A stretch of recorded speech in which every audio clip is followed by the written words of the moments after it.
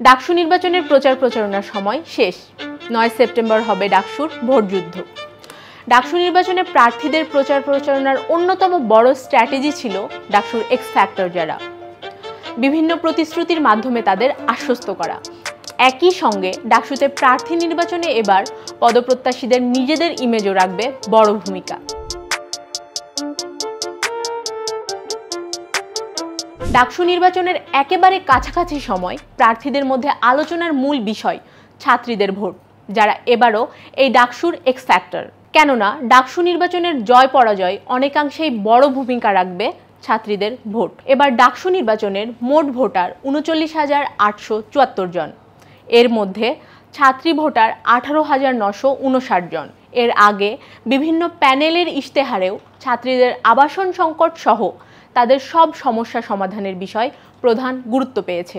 ছাত্রীদের জন্য নিরাপদ ক্যাম্পাস গড়ে তোলার বিষয়টি সব প্যানেল থেকেই বলা হচ্ছে।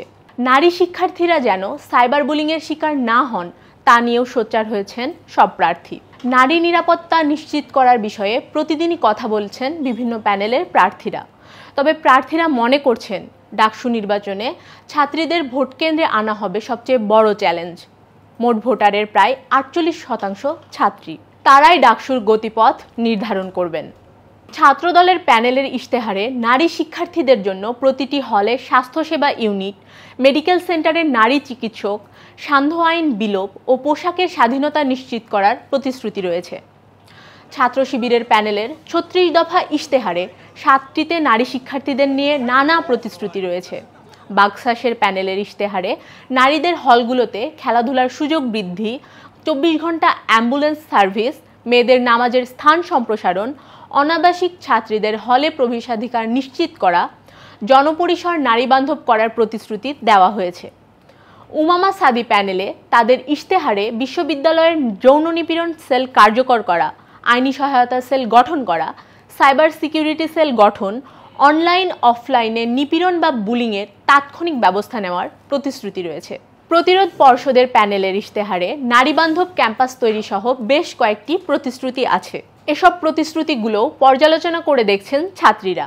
যাদের ভোট দিলে ঢাকা বিশ্ববিদ্যালয় ক্যাম্পাস নিরাপদ হবে, শিক্ষার্থীদের সুযোগ সুবিধা বাড়বে এবং সংঘাত কমবে, এমন প্রার্থীদের তারা বেছে নেবেন বলে দৈনিক সমকালের একটি প্রতিবেদনে জানাচ্ছেন। পাশাপাশি নিরাপদ ক্যাম্পাস, মত প্রকাশ ও পোশাকের স্বাধীনতা নিশ্চিত করা ছাত্রীদের বড় চাওয়া।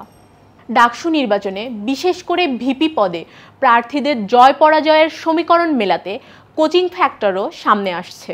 ছাত্রদল সমর্থিত প্যানেলের ভিপি প্রার্থী আবিদুল ইসলাম খান বিশ্ববিদ্যালয়ের ভর্তি কোচিং ক্লাস নেন। সাদেক কায়েমও একইভাবে কোচিংয়ে পড়িয়ে বিশ্ববিদ্যালয়ে ভর্তি প্রত্যাশীদের কাছে পরিচিতি লাভ করেছেন। স্বতন্ত্র ভিপি প্রার্থী শামীম হোসেনও ইংরেজি পড়িয়ে ক্যাম্পাসে বেশ জনপ্রিয়। সমকালের প্রতিবেদন একটি পরিসংখ্যানের বরাত দিয়ে জানাচ্ছেন, ফোকাস ও ইউসিসিতে কোচিং করে সর্বশেষ শিক্ষাবর্ষে ফোকাস থেকে 1750 জন এবং ইউসিসি থেকে প্রায় 1000 খানেক শিক্ষার্থী ঢাকা বিশ্ববিদ্যালয়ে ভর্তি হয়েছেন। সেই হিসাবে গত 3 বছরে এ 2 কোচিংয়ে ক্লাস করা অন্তত 8000 শিক্ষার্থী ভর্তি হয়েছেন। তারা সবাই এ নির্বাচনের ভোটার।